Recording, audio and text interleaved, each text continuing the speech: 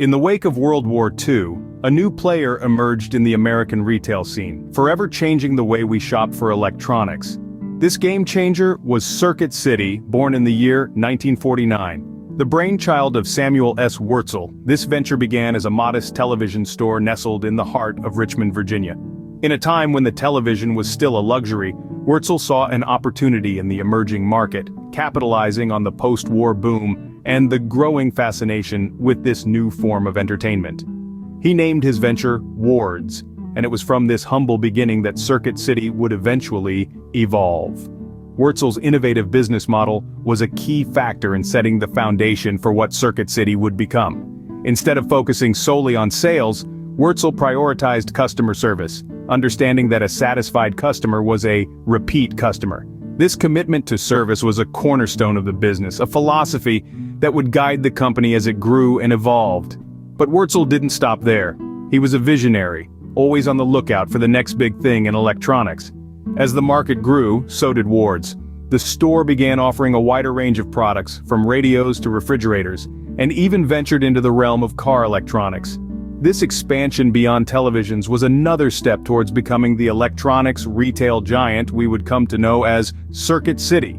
In 1959, a decade after its inception, Wards underwent a transformation. It was rebranded as Circuit City, and the company's journey towards becoming a household name in electronics retail was well underway. The small television store from Richmond had grown into a multi-product electronics retailer, laying the foundation for a nationwide expansion that would change the face of electronics retail in America. And so, from a single small store, the legacy of Circuit City was born. The stage was set for this humble enterprise to grow into a behemoth, a testament to the vision of its founder and the dedication of its employees. But as with any story, the rise is only half the tale. Stay tuned as we delve into the growth, the competition, and the eventual fall of this once mighty electronics giant. By the 1980s, Circuit City had grown into a national powerhouse, a testament to the American dream.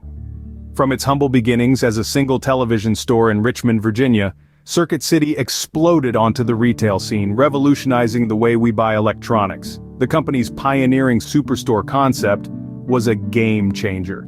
Circuit City's founder, Samuel S. Wurtzel, recognized that as technology advanced, so too would consumer demand for a wider range of electronic products. With this in mind, he created a one-stop shop for all things electronic, from televisions and stereos to computers and appliances.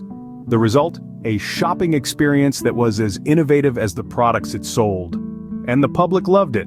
Circuit City stores sprouted up across the nation, dotting the American landscape from coast to coast. By the mid-80s, the company was operating over 200 stores nationwide.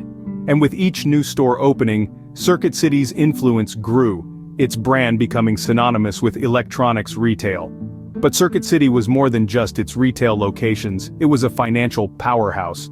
At its peak, Circuit City was generating an impressive $14 billion in annual sales. This success was driven by its dedicated workforce, which at its height numbered over 55,000 employees. These are staggering numbers even by today's standards. It's easy to see how Circuit City was not just a store, it was an industry leader, a trendsetter. It was a company that dared to dream big, to innovate, to challenge the status quo. And for a time, it seemed like nothing could stop its meteoric rise. But as we all know, success can be fleeting. And for Circuit City, the same innovation and ambition that fueled its rise would also contribute to its downfall. But that's a story for another time. Circuit City was not just a store, it was an empire. An empire built on innovation, ambition, and a relentless pursuit of the American dream. And while its story may not have had a happy ending, its legacy lives on, a reminder of what can be achieved when we dare to dream big. No story is complete without a rival, and for Circuit City, that rival was Best Buy.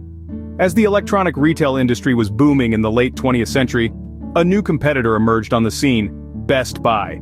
Founded in Minnesota in the 60s, Best Buy initially focused on selling audio equipment, before expanding into a comprehensive consumer electronics retailer. The company's blue and yellow logo became a familiar sight across the United States, posing a significant challenge to Circuit City's dominance. Both Circuit City and Best Buy had a similar goal: to become the go-to place for consumer electronics. But their strategies to achieve this goal were quite different. Circuit City opted for a commission-based sales model, while Best Buy chose a non-commissioned approach. Best Buy's strategy was to empower their employees with knowledge rather than incentivizing sales through commissions. This approach resulted in a more relaxed shopping experience for the customers, something that appealed to the new generation of tech-savvy consumers. On the other hand, Circuit City's commission-based model led to an aggressive sales environment. This approach, though successful in the early days, started to lose its appeal. Consumers began to favor the more relaxed and less pushy environment offered by Best Buy. Another significant difference between the two was their store layout. While Circuit City maintained a warehouse-style format with products behind glass cases, Best Buy embraced a customer-friendly open layout. Best Buy's approach allowed customers to interact directly with the products, adding another layer to the shopping experience. As the competition heated up, Best Buy's innovative strategies began to pay off. The company started to outpace Circuit City in terms of sales and market popularity. Despite Circuit City's attempts to adapt and evolve, the company couldn't keep up with the changing consumer preferences and the dynamic strategies of its competitor.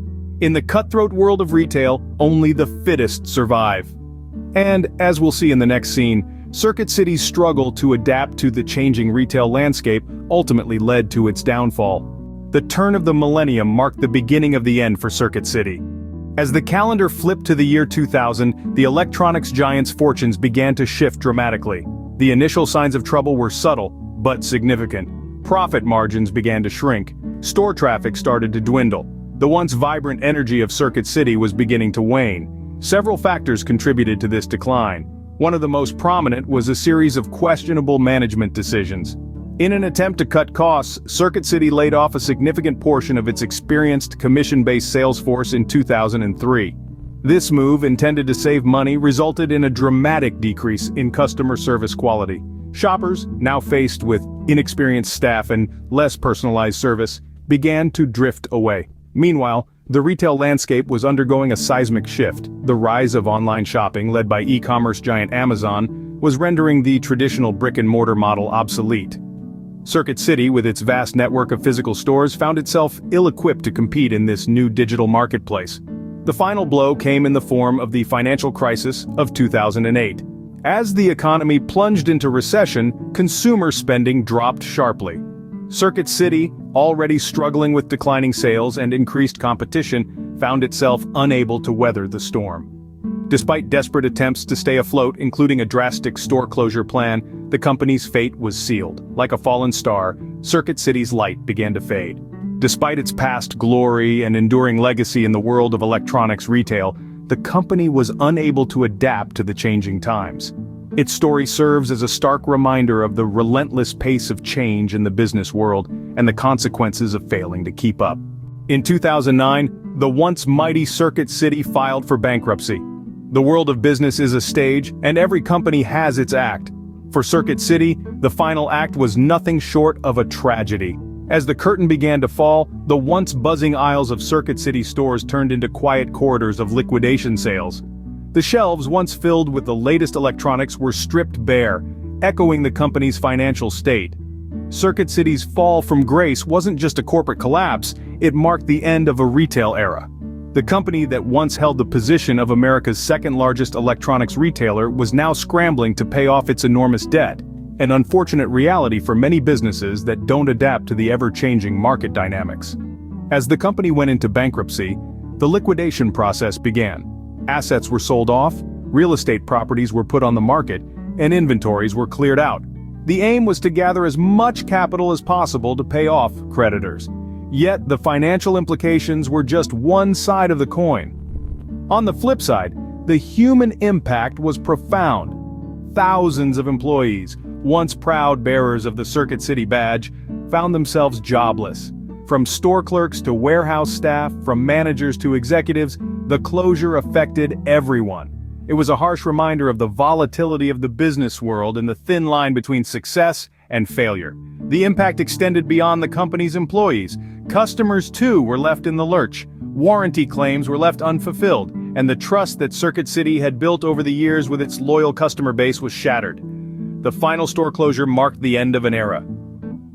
Circuit City, once a titan of the electronics retail industry, was now a case study in business schools.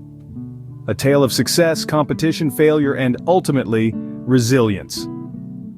Circuit City's story serves as a stark reminder of the brutal, unforgiving nature of business.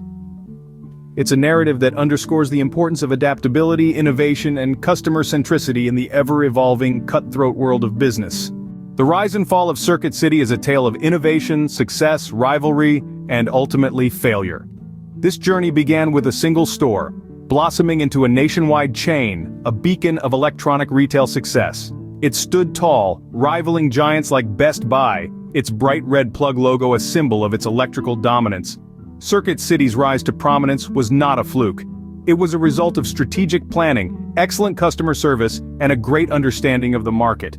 Yet even the brightest stars can dim. The company started to falter, succumbing to competition and failing to adapt to the changing retail landscape.